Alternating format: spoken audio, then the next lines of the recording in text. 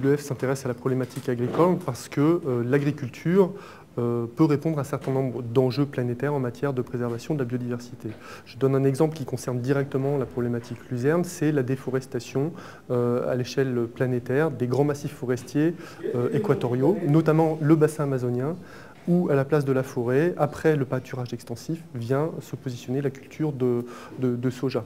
Donc comment la luzerne peut répondre à la couverture de besoins en protéines? Elle répond, je dirais, aux besoins fondamentaux des polygastriques, que sont les bovins et les ovins, parce qu'ils ont une aptitude naturelle à digérer la cellulose pour en extraire ensuite les protéines. Donc la luzerne correspond, je dirais, à un besoin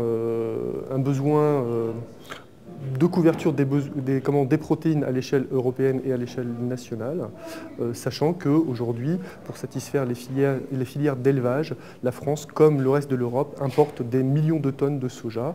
Or, aujourd'hui en France, on a la possibilité, parce qu'on a la surface agricole utile qui le permet, contrairement à d'autres pays européens, la France a cette possibilité de relancer un plan protéines au travers de la culture de luzerne notamment. Le WWF France s'intéresse à la culture de luzerne parce qu'elle peut répondre à différents enjeux, enjeux de biodiversité, enjeux de restauration de la qualité de l'eau, enjeux de restructuration des sols.